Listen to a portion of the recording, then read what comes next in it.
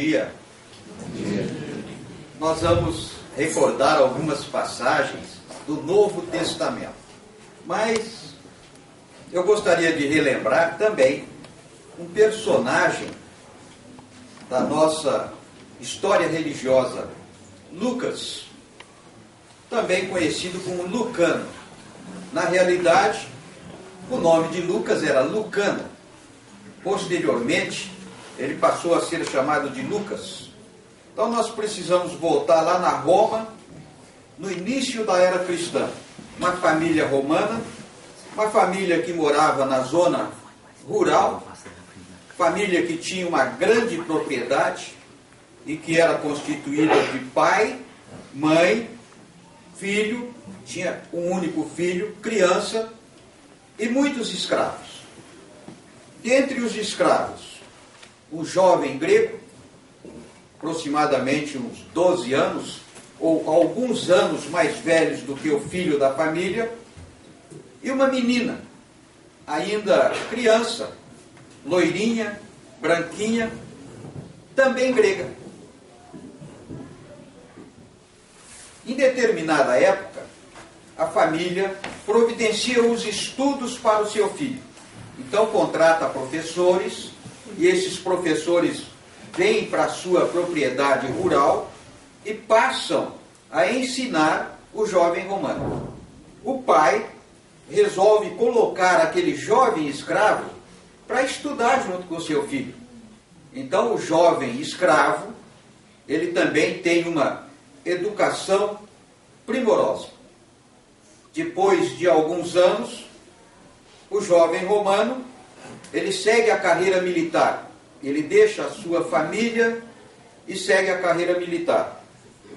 O escravo grego se transforma no administrador da grande propriedade rural.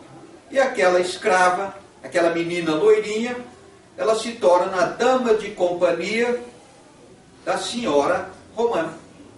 Passam os anos, aquele militar, aquele jovem romano se transforma no militar bastante conhecido, bastante respeitado, e ele é designado para exercer a sua função na cidade de Antioquia, na Síria. Era um posto realmente bastante importante. Hoje, Antioquia é uma cidade quase desaparecendo. Mas naquela época era uma cidade muito importante. Ela tinha um porto fluvial que tinha um movimento muito grande. Esse porto hoje está praticamente desativado. E Antioquia também era a entrada da Mesopotâmia. Lá no final da Mesopotâmia, nós vamos encontrar a Pérsia, naquela época, hoje o Irã. E a Pérsia era grande inimiga dos romanos.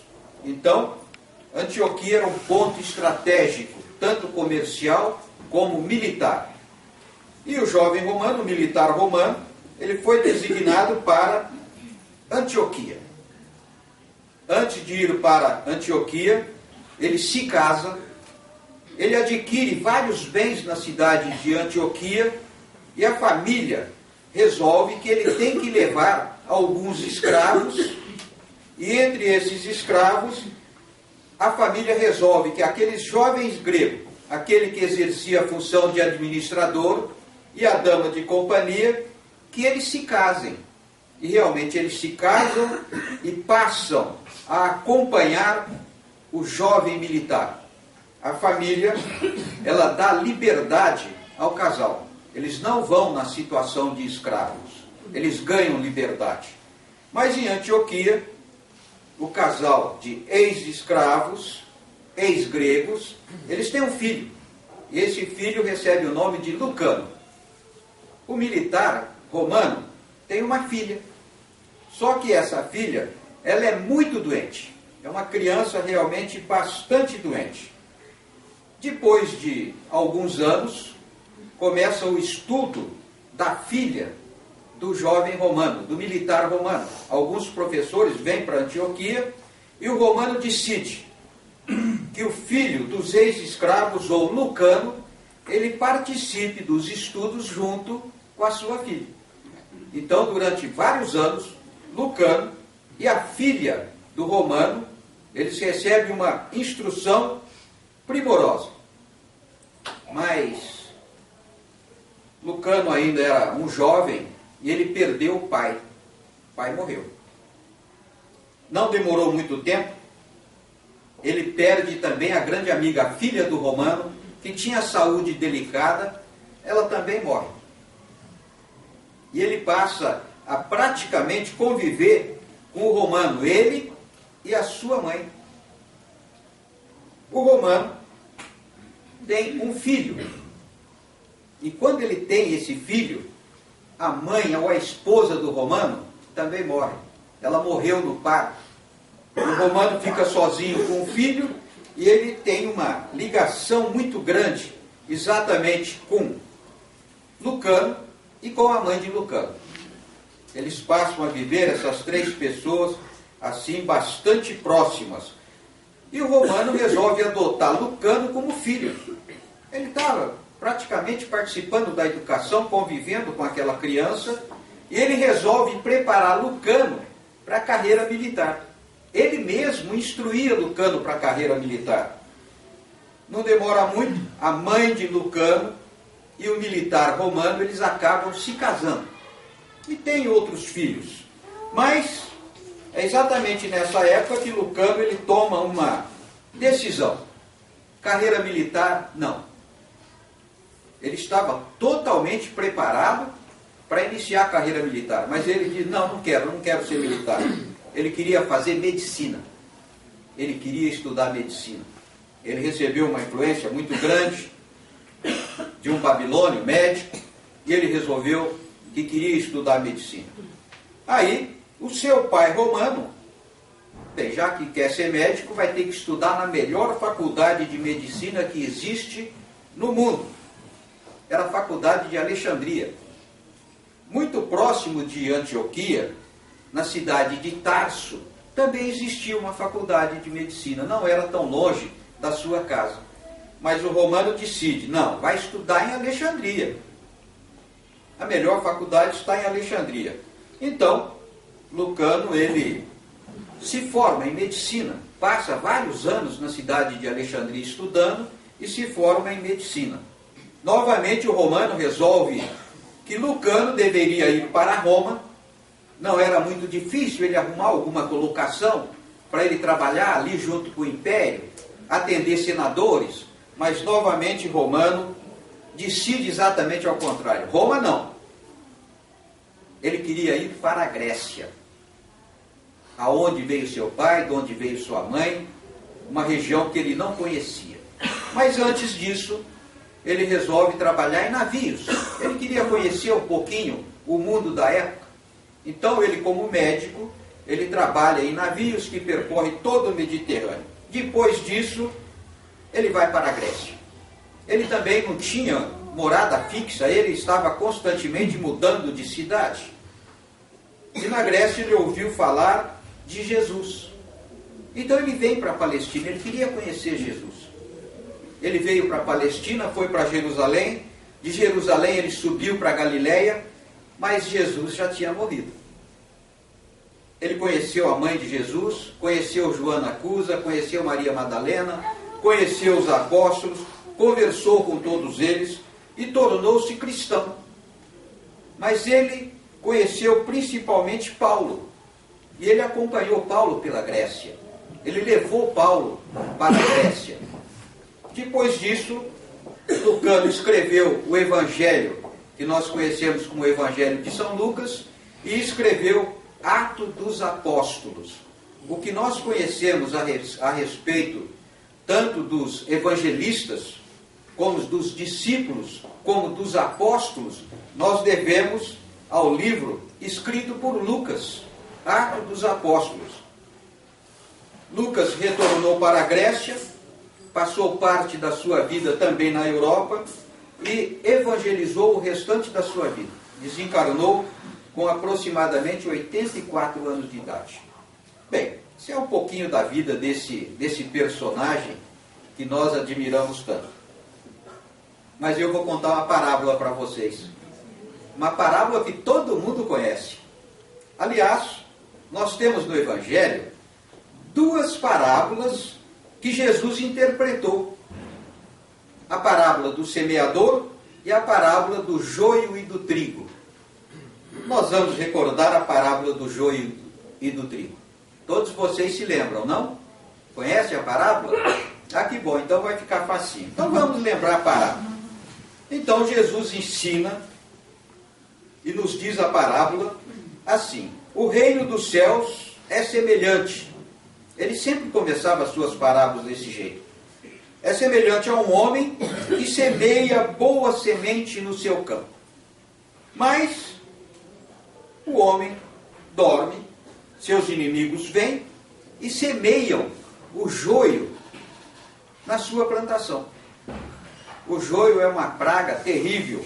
Ela nasce principalmente no meio das plantações de trigo. Então o inimigo desse homem vem e semeia o joio. Quando o trigo começa a crescer, quando ele começa a frutificar, se percebe trigo e joio. Os servos do homem queriam separar o joio do trigo. Mas o homem disse que não separa não. Deixa os dois crescer, deixa os dois frutificar. Quando chegar a hora da colheita, nós separamos o joio do trigo. O trigo vai para os celeiros e o joio nós amarramos em feixe e queimamos. Bem simplesinho, né? E aí nós ficamos, mas peraí, mas isso aí para nós quer dizer o quê? Jesus deu o significado, interpretou essa parábola.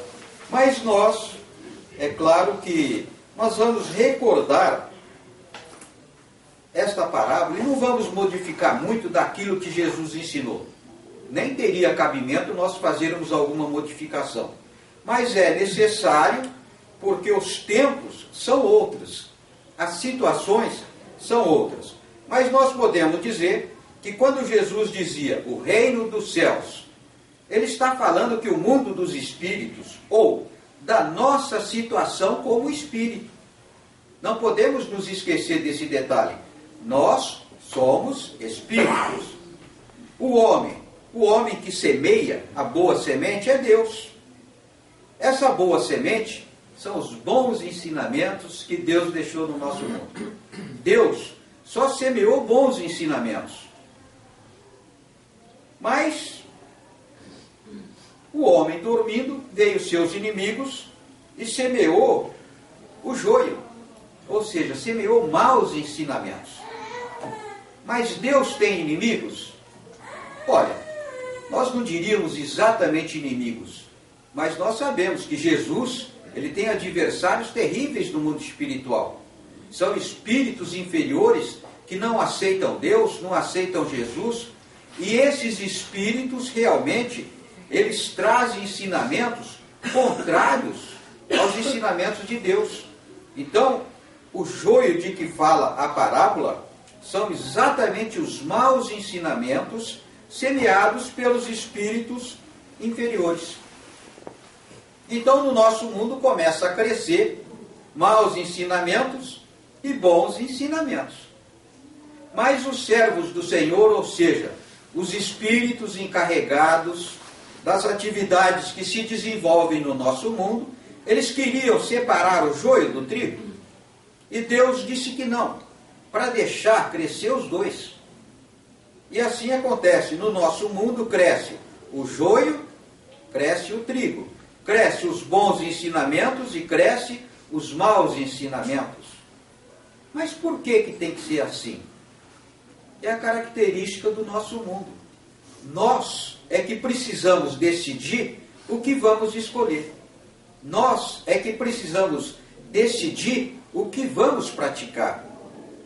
Se o nosso mundo só tivesse bons ensinamentos, nós não teríamos opção. Nós iríamos praticar bons ensinamentos. Então o nosso crescimento espiritual seria muito pequeno. Nós precisamos ter bons ensinamentos e maus ensinamentos. Nós fazemos a nossa escolha desenvolvendo os nossos atributos. a nossa inteligência, a nossa vontade, o nosso livre-arbítrio, a nossa consciência se desenvolvem à medida que nós fazemos as nossas opções, que nós fazemos as nossas escolhas. Então nós precisamos tanto de bons ensinamentos como maus ensinamentos. À medida que nós vamos evoluindo, nós passamos a escolher o que é melhor para todos nós. Mas continua a parábola dizendo que vai chegar um momento em que vai ser feita a colheita. Mas para nós, quando será feita essa colheita? Essa colheita vai ser feita, ou a ceifa será realizada, quando nós voltarmos ao mundo espiritual. Aqui no mundo material, nós até achamos que nós só estamos fazendo coisas boas. Quando nós chegarmos lá, nós vamos descobrir que nós fizemos um monte de coisas boas e um monte de coisas ruins. Que nós fazemos exatamente boas ações, mas que nós também fazemos ações que não são assim tão boas. Aí diz a parábola que o trigo é recolhido e o joio é separado para ser queimado. Mas e conosco vai acontecer o quê? Aquilo que nós aprendemos de bom, aquilo incorpora automaticamente ao nosso espírito. Tudo que nós aprendemos de bom.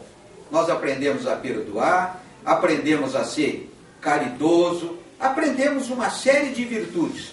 Isso se incorpora automaticamente ao nosso espírito. Nós não perdemos jamais todas as virtudes que nós conquistamos. E os maus ensinamentos, o que acontece? Os maus ensinamentos, esses não incorporam ao nosso espírito. Os maus ensinamentos, nós precisamos fazer correção. Precisamos corrigir. E aonde que nós fazemos essa correção? Aqui no mundo material. Não é no mundo espiritual. Então, quando nós aprendemos muitas coisas ruins, nós precisamos retornar ao mundo material para fazer as correções. E quando Jesus fala que o joio seria queimado, são as dificuldades que nós encontramos para fazer essas correções. Tá bom, pessoal? Bom?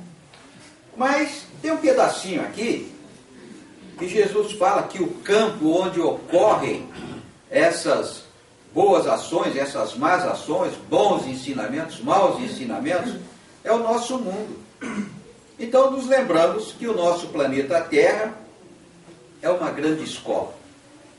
Mas sabe, tem uma coisinha interessante. Quando nós falamos do planeta Terra, nós falamos dos habitantes do planeta Terra, o que é que nós imaginamos? Os encarnados. É o nosso planeta Terra, aqui tem o Iraque, tem a Iugoslávia, tem não sei o quê, aquele pessoal que fica brigando para lá, fome na África. Mas e o mundo espiritual? O mais importante do nosso planeta não é exatamente o mundo material, é o mundo espiritual. Nós estamos aqui no mundo material passando por uma fase que nós poderíamos dizer uma fase de aprendizado, a grande escola. Nós estamos aqui para passar por provas e expiações.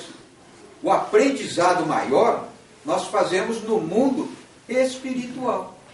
Nós somos espíritos, viemos do mundo espiritual, vamos voltar para o mundo espiritual. A maior parte da nossa existência não vai ocorrer aqui no mundo material, vai ocorrer no mundo dos espíritos. Nós precisamos aceitar essa situação. E precisamos aceitar também que o nosso mundo, o nosso planeta Terra, ele está passando por transformações. Nós já ouvimos isso muitas vezes, né? Mas essas transformações, elas começaram há muito tempo. Se aceleraram a partir de uns 200 anos atrás, e hoje nós percebemos claramente as grandes transformações que ocorrem no nosso mundo. Mas nós podemos dizer que o nosso mundo apresenta condições de aprendizado completamente diferentes. Algumas regiões do nosso mundo, Suíça, Suécia, Canadá, nós percebemos que ali parece que é um mundo de regeneração. Não tem desemprego, não tem fome. um sistema de saúde bem avançado, as pessoas têm uma vida mais tranquila. É um lugar bom. Percebemos que existe regiões como o Brasil, por exemplo, que ainda tem muito sofrimento. Não se compara com essas regiões. Mas também sabemos que algumas regiões, como a África, principalmente a parte sul, a parte leste, são regiões onde ocorre muito sofrimento. Algumas regiões da Ásia, também muito sofrimento. Então o nosso mundo apresenta todas essas características. Nós podemos realmente, num futuro, em próximas encarnações, ir para mundos mais avançados do que o nosso, ou reencarnar em situações melhores, em países melhores que o nosso. Mas é claro que nós queremos melhorar a nossa escola, né? Nós queremos que a nossa escola seja muito boa. Mas para a nossa escola melhorar, quem tem que melhorar são os alunos. A nossa escola só vai ser melhor quando os alunos se tornarem melhores. É exatamente por isso que vai demorar muito tempo. Poucos alunos aproveitam o aprendizado no nosso mundo. Então essa parábola que Jesus deixou para nós é para mostrar a necessidade de nós fazermos as correções, de nós fazermos a nossa escolha de uma maneira melhor. Tá bom, pessoal? Vamos ver essa passagem aqui de Paulo. Paulo, escrevendo aos Romanos, ele diz assim, olha, porque se viverdes segundo a carne, morrereis. Mas se pelo Espírito mortificardes as obras do corpo, vivereis. Parece simples, né? Não parece tão simples assim, não. Mas vamos ver. Se viverdes segundo a carne, morrereis. Ele quer dizer, se nós valorizarmos de maneira exagerada os impulsos materiais, se nós dedicarmos toda a nossa vida em conquistas do mundo material, conquista do poder, se nós valorizarmos muito as nossas vaidades, se nós tivermos uma preocupação muito grande apenas com as coisas do mundo material, nós morremos. Mas o espírito não morre. Não, esse morrer dele aqui, não é esse morrer no corpo material. Ele simplesmente está dizendo que quando nós passamos por este mundo, valorizamos apenas as conquistas materiais, nós perdemos a oportunidade reencarnatória. Bem, mas que história é essa de oportunidade reencarnatória? É muito simples. Nós somos espíritos, saímos do mundo espiritual para passar pela grande escola. Nosso planeta Terra, mundo material. É claro que nós queremos voltar para o mundo espiritual melhores do que saímos. É isso que nós precisamos. Nós temos que aproveitar a nossa passagem pelo mundo material e retornar melhores do que aqui chegamos. A pior condição que pode acontecer a qualquer criatura encarnada é ela retornar ao mundo espiritual exatamente no mesmo patamar evolutivo. É ela passar pelo nosso mundo e não aprender nada. Alguém aí pode falar, mas a pessoa... Não, regredir não vai acontecer. Nós não regredimos. Aquilo que nós aprendemos incorpora automaticamente ao nosso espírito. Nós não perdemos jamais. Mas nós precisamos aproveitar cada vez que passamos pelo mundo material para incorporar novos ensinamentos. Paulo está dizendo que se nós nos preocuparmos muito com o mundo material, nós morremos. Nós perdemos a oportunidade reencarnatória. E aí vem aquela situaçãozinha que nós sabemos que é difícil. Olha, a fila lá no mundo espiritual para reencarnar está muito grande. Os amigos espirituais dizem que nós passamos pelo menos o dobro do tempo no mundo espiritual. Ou seja, nós vivemos aqui quanto tempo? 80 anos? 90? As mulheres vivem um pouquinho mais, né? 100, 120, não sei. Quer dizer que nós vamos passar o dobro disso no mundo espiritual. 200 anos na fila esperando uma oportunidade. E se a gente lembrar que hoje a oportunidade está mais difícil, né? Lá no passado, os nossos pais, nossos avós tinham 10 filhos, 8 filhos. Hoje tem 2, quando muito tem 3. Existem países aí na Europa que a população está diminuindo. Ano para ano a população diminui. O Japão, a Espanha, a própria Itália. Aqui no Brasil não está demorando para acontecer isso também. Então, a oportunidade reencarnatória vai ficando difícil. Mas Paulo continua ainda dizendo: se mortificardes as obras do corpo, vivereis. Ou seja, se nós valorizarmos as obras, o aprendizado do Espírito, se nós valorizarmos mais os impulsos espirituais, se nós tivermos uma preocupação maior com as conquistas no campo moral, nós vamos experimentar uma evolução maior do Espírito. Então, nós estaremos aproveitando a nossa oportunidade reencarnatória. É claro que nós precisamos sempre considerar: nós somos espíritos, mas estamos encarnados. Eu tenho que viver no mundo material sem esquecer que eu sou espírito. Eu tenho que ter um equilíbrio. Equilíbrio. Eu tenho que considerar essas duas situações. Imagine que eu tivesse uma preocupação somente com o mundo material.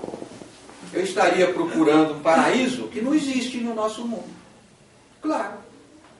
Se eu estivesse numa preocupação também muito grande só com o espírito, isso é impossível. Eu tenho que trabalhar, eu tenho que viver, eu tenho que aprender, eu tenho que evoluir. Então, eu estaria também procurando um paraíso que eu sei que fica lá no mundo dos espíritos, não está aqui. Nós não podemos esquecer desses detalhes, não. Bom, pessoal, vamos ver essa aqui. Olha Paulo escrevendo. Essa aqui que nós falamos foi aos Romanos, essa aqui ele escreveu para a cidade de Corinto. Porque o Cristo me enviou, não para batizar, mas para evangelizar, não em sabedoria de palavras, para que a cruz do Cristo não se faça vã. Ele começa dizendo: o Cristo me enviou. Paulo abraçava a missão que o Cristo lhe tinha dado. Puxa vida, mas Paulo abraçava, diferente de nós. Nós também fomos enviados pelo Cristo. Quem é que nós imaginamos? Saímos do mundo espiritual assim, não teve uma preparação, não teve um controle. Não, não é assim não. É claro que tem um controle, é claro que tem uma preparação. É claro que existe uma série de regras que são obedecidas. Então, na realidade, existe alguém responsável por tudo isso. Existe alguém que decidiu, definiu como seria a nossa vinda para o mundo material. Existe alguém que definiu como seria a preparação dos atos que nós iríamos realizar aqui neste mundo. Então, a nossa programação reencarnatória. E quem foi? Foi Jesus. Não fomos jogados aqui nesse mundo, cada um por si, não. Nem estamos aqui, cada um por si. Nós fomos enviados pelo Cristo. Paulo aceitava isso de uma maneira bastante clara. Nós é que ainda, nós não paramos muito para pensar nessa situação, né? Mas quando nós paramos e pensamos, nós chegamos à mesma conclusão. E Paulo diz assim: eu não vim aqui para batizar, eu vim aqui para evangelizar. Mas olha, nunca ninguém definiu de maneira tão coerente a principal atividade de qualquer casa religiosa. É claro que ninguém veio aqui para converter ninguém veio aqui para batizar coisa nenhuma. A finalidade de qualquer igreja, a finalidade de qualquer religião é ensinar as leis de Deus. É isso. Ensinar as leis de Deus é evangelizar. É relembrar os ensinamentos do Cristo. É isso que nós precisamos fazer. Alguém fala, mas o ensinamento do Cristo só está aqui no Ocidente. Os ensinamentos do Cristo estão no mundo inteiro. Está na religião islâmica, está na religião budista, está na religião hinduísta. Aonde você for, você vai encontrar o mesmo ensinamento a respeito das leis de Deus. Essa é a finalidade das religiões. E ele diz mais, não em sabedoria de palavras. Você não precisa falar bonito, não. Você tem que falar aquilo que as pessoas entendem. Nem você precisa de dedicação exclusiva para falar a respeito dos ensinamentos do Cristo. Você tem a sua atividade profissional e você fala a respeito dos ensinamentos das leis de Deus. Pronto. Não tem que se preparar durante anos e anos e anos para trazer palavras bonitas. Não, o que você precisa é trabalhar, ter amor ao próximo e exemplo. É isso que você precisa. E aí ele termina esse ensinamento dizendo, para que a cruz do Cristo não se faça vã, para que não se perca aqueles ensinamentos. Tudo aquilo que Jesus deixou para nós tinha a finalidade, evangelizar as criaturas. É um conhecimento que tem que ser passado, senão eles caem no esquecimento. Tá bom, pessoal? Vamos falar mais esse aqui. Olha, essa passagem aqui é interessante.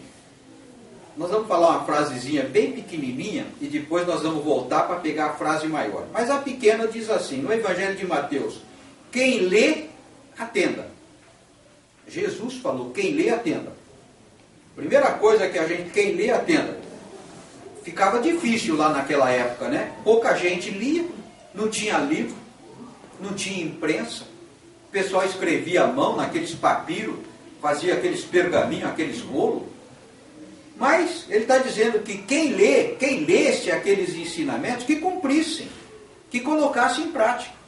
Era pouca gente, ele não estava preocupado se era muito, se era pouco. Ele falava, ele ensinava para todos sempre. Hoje é para todo mundo. Aqui todo mundo lê, né? Todo mundo sabe ler, todo mundo sabe escrever. Tem gente que lê mais, tem gente que lê menos, tem gente que não lê coisa nenhuma. Tem gente que lê só livros bons, tem outro que lê só porcaria, e assim vai, mas todo mundo sabe ler. Mas o que nós percebemos é que o livro é uma fonte de conhecimento extraordinário. A pessoa escolhe aquilo que é bom e aquilo que é ruim. Pessoas pouco evoluídas vai procurar livro que situações também totalmente inconsequentes. Pessoa mais séria procura bons livros, procuram o aprendizado. Mas tem um detalhezinho que não podemos esquecer.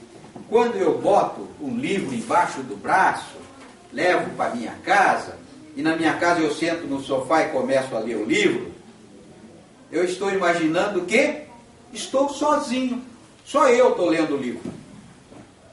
Lá em casa minha esposa olha de longe assim, depois ela pega e lê também. Né? Mas eu estou imaginando que eu estou lendo o livro sozinho.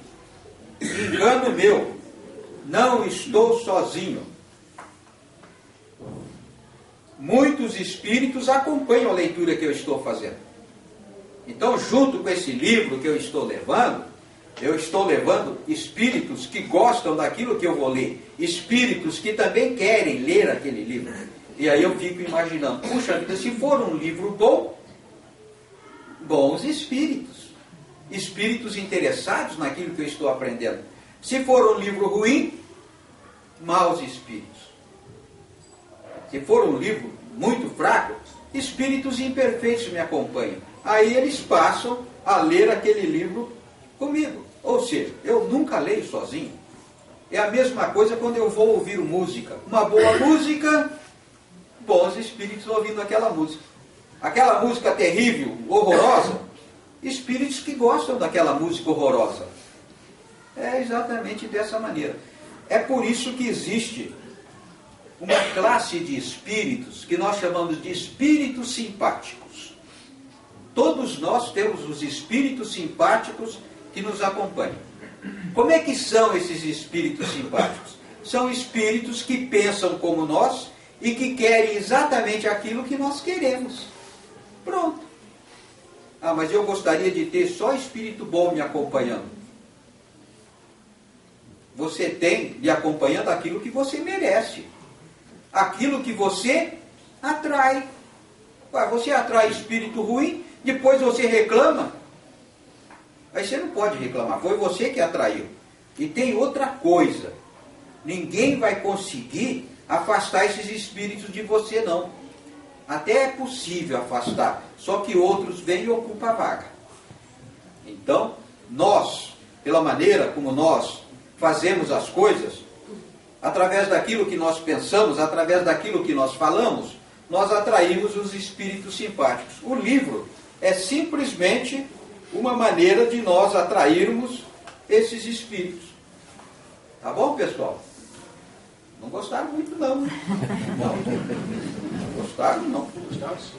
Não, gostaram, não. Bem, mas esta frase, ela se encontra no Evangelho de Mateus, e nós vamos lá no Evangelho de Mateus para ver no contexto onde nós encontramos nessa frase. Então, Jesus, ele diz assim: quando, pois, virdes que a abominação desoladora, de que falou o profeta Daniel, está no lugar santo, quem lê, atenda. Pô, negócio meio sem graça, né? Quando nós virmos que a abominação desoladora, que falou o profeta Daniel, essa abominação desoladora alcançar os lugares santos, é para nós nos preocuparmos. Bem, primeiramente, aí nós vamos lá, vamos ver o que foi que o Daniel falou, né? O Daniel falou assim: profanarão o santuário, profanarão a fortaleza e estabelecerão a abominação desoladora. Poxa vida, coisa terrível. Mas quem foi Daniel? Daniel foi um profeta lá do Antigo Testamento. Nos lembramos que quando Nabucodonosor ele invadiu a Judéia, invadiu Jerusalém, destruiu o templo, roubou tudo que existia dentro do templo, destruiu, deixou aquele templo de Jerusalém a zero. Ele levou um grupo de escravos, de jovens escravos. É claro que levou um monte de gente como escravo, mas ele separou um grupo de jovens, e esses jovens foram para a Babilônia, e na Babilônia passaram a exercer uma função dentro do palácio. Daniel estava entre esses jovens. E Daniel, ele se destacou desses jovens, com o tempo ele conseguiu ir melhorando a sua posição, ele era um grande administrador, então ele era um homem de confiança de Nabucodonosor. Lembramos que Nabucodonosor, ele construiu o jardim suspenso da Babilônia. Babilônia era considerada uma cidade inexpugnável, ninguém conseguia invadir a Babilônia. Mas não foi bem isso que aconteceu, não. O persa Ciro, ele invadiu a Babilônia, conquistou a Babilônia, depois ele passou aquela conquista para Dario. E aí é que o Daniel ele começa a ter uma ação muito grande sobre Dario. O que o Daniel queria de Dario? Que Dario desse liberdade ao povo judeu que se encontrava na situação de escravo. Milhares e milhares de judeus estavam ali na Babilônia como escravos. E realmente, tem aquela história do leão também, da jaula. Vamos pular essa história, né? Senão o nosso tempo não dá. Fica para uma outra hora. Mas Dario deu liberdade ao povo judeu. Não só deu liberdade, como deu condições para que esse povo retornasse a Jerusalém e reconstruísse o templo. É claro, aquele templo majestoso foi destruído, foi totalmente destruído. Dario deu essas condições. Aquele povo voltou, reconstruiu o templo. Bem, aí nós voltamos novamente para Jesus. Jesus, na sua última semana no nosso mundo, ele passou em Jerusalém. Ele chegou em Jerusalém exatamente no domingo anterior à Páscoa. Jesus foi crucificado na sexta-feira seguinte. E nesse domingo, logo de manhã, quando ele chegou em Jerusalém, ele foi para o templo. Mas o que é um templo? O que é uma igreja? É um lugar onde você vem para fazer suas orações, onde você vem para ficar em silêncio, para pensar em Deus, para entrar em comunicação com o seu anjo guardião, um lugar onde você vem para fazer suas orações, ou seja, o templo é um local sagrado. É assim que nós imaginamos, era assim que Jesus imaginava, e era assim que deveria ser dentro do templo de Jerusalém. Mas Jesus, ele chega na segunda-feira, ele adentra o templo. O que foi que ele encontrou dentro do templo? Nos lembramos que naquela época, dentro do templo de Jerusalém, se fazia sacrifício de pequenos animais, ovelha e pomba. As pessoas traziam essas ovelhas, traziam essas pombas, doavam ao templo e o templo sacrificavam esses animais. Mas o que foi que Jesus encontrou? As pessoas vendendo as pombas, vendendo as ovelhas dentro do templo. Pô, peraí. Não era meia dúzia de ovelha, não era meia dúzia de gaiola com pomba, eram centenas de ovelhas espalhadas pelo templo. O templo era muito grande, era um monte de ovelha aqui, um monte de ovelha lá, um monte de gaiola com pomba aqui. Imagine o barulho que fazia esses animais, imagine a sujeira que fazia esses animais, aqueles vendedores querendo vender a sua mercadoria. Então, dentro do templo, se transformou num lugar terrível. Quando Jesus viu tudo isso dentro do templo, o que ele pensou? Profanarão o santuário. Ou seja, profanarão o templo. Era exatamente o que estava acontecendo.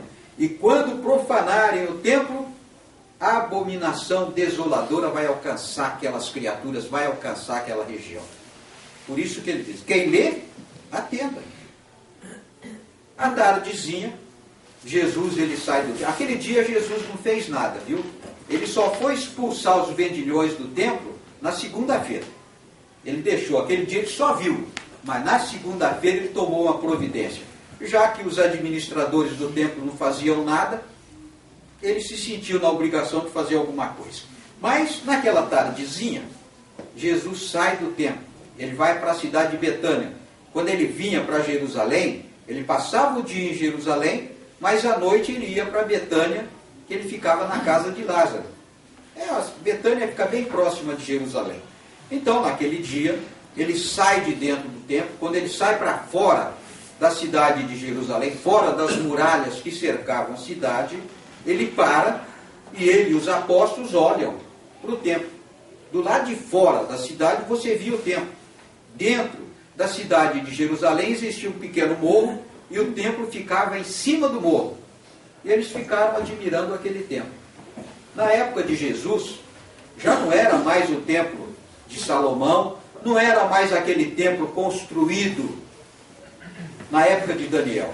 Já era o templo construído por Herodes o Grande. Templo magnífico, todo branco, todo de mármore. E eles pararam lá fora e ficaram olhando o templo. Pô, mas que obra magnífica, que obra extraordinária. Então Jesus olha para o templo e ele faz a seguinte profecia: não ficará pedra sobre pedra. Ou seja, antes dele falar essa frase, quando as pessoas verificarem que a abominação tinha chegado nos lugares santos, é o que estava acontecendo, então as pessoas realmente iam passar por problemas muito sérios. Ele olha aquele templo e diz, não ficará pedra sobre pedra. 30 e poucos anos depois, os romanos destruíram totalmente o templo. Nunca mais ele foi reconstruído. Até o dia de hoje. Não foi mais reconstruído. Mesmo porque nem tem condição, né? Quando Maomé e seus seguidores chegaram em Jerusalém, aonde ficava o templo, ergueram uma mesquita, que está lá até hoje. Mas Jesus continuou com seus seguidores, voltando para a cidade, ou para a pequena vila de Betânia. Quando chegaram em cima do Monte das Oliveiras, Jesus para de novo, olha novamente para a cidade de Jerusalém, e ele faz mais algumas profecias. Ele diz assim, muitos virão em meu nome e enganarão a muitos. Não está acontecendo isso hoje? Não aconteceu isso durante todo o tempo depois de Jesus? Quantas criaturas não vieram depois de Jesus enganando a tantas outras? Eu sempre lembro um personagem que veio fazer uma palestra no nosso lar, e ele estava vindo da Alemanha. E ele falava, olha, lá na Alemanha é muito comum aparecerem pessoas que se dizem a reencarnação do Cristo. Atualmente, percorrendo a Alemanha, tem 8 pessoas que se dizem a reencarnação do Cristo. Eu até comentei assim, puxa vida, 8 pessoas, mas não é muita gente não. Ele falou, os 8? Aí eu fiquei meio, os 8. Ele falou, não, os 8 é pouco. É que esses 8 atraem milhares de outras pessoas que vêm ouvi-los e que acreditam que eles são a reencarnação de Cristo. Aí eu fiquei quieto, nem falei nada, né? Mas lembrando desta passagem, nós percebemos que em todos os tempos houve pessoas que se portaram, e vai continuar. Muitas pessoas vêm em nome do Cristo. Mas o Cristo continuava dizendo, ouvireis de guerra e rumores de guerra. Mas o que é que nós estamos ouvindo em todos os tempos? Guerra para todo lado. A Organização Mundial para a Paz, ela diz que existe no nosso mundo 52 milhões de criaturas consideradas refugiadas. Pessoas que abandonaram suas casas, abandonaram suas plantações, as cidades onde moravam, para se refugiar em virtude da guerra. 52 milhões de criaturas no nosso mundo. E ele diz assim, se levantarão nação contra nação, haverá fome, haverá miséria, haverá doenças, haverá terremotos. Olha a profecia que Jesus faz para o nosso mundo. E ele termina dizendo que ocorrerá uma grande tribulação no nosso mundo. É o que nós estamos vendo, infelizmente. Mas, pessoal, muito obrigado pela atenção, hein? E até um outro dia.